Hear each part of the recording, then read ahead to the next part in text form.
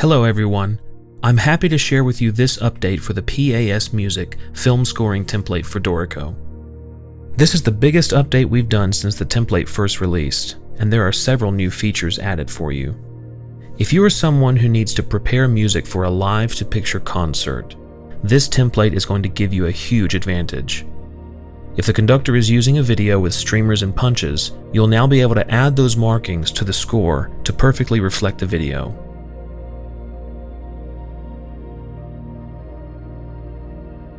I've created several custom graphics and text styles to help you prepare your live-to-picture score as quickly and efficiently as possible.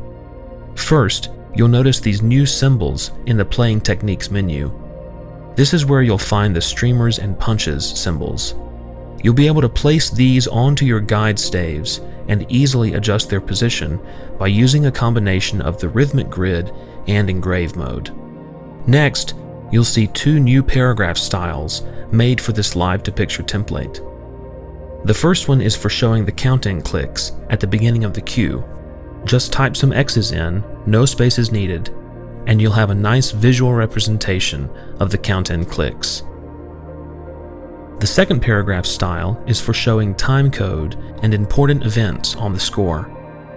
You can use this to show the starting time code at the beginning of the cue, and at the end of the cue, you can show how much time remains until the next cue begins.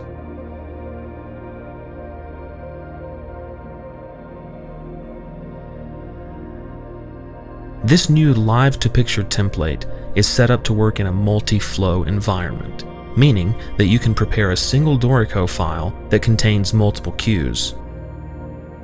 When working with a multi-cue live-to-picture project, it's recommended that you enter the LTP markings as the final step of the engraving process. Make sure that all of your music is entered and engraved the way that you want it first. Then, you're ready to begin the process of marking up the score for live performance. The best way to work with this LTP template is to duplicate a flow to make a new cue, instead of simply creating a new flow. This will ensure that all of the custom bracketing from the previous flow carries over into the new flow. So, at the start of the project, it will be helpful to immediately duplicate the first flow. Then, every time you want to add a new cue, create another blank duplicate flow so that you always have a fresh canvas to start the next cue, while keeping consistent spacing and bracketing between all flows. It's easy to copy information from one flow to the next. This can be done in the Project Info dialog box. Then, you'll simply update the relevant information for each new flow.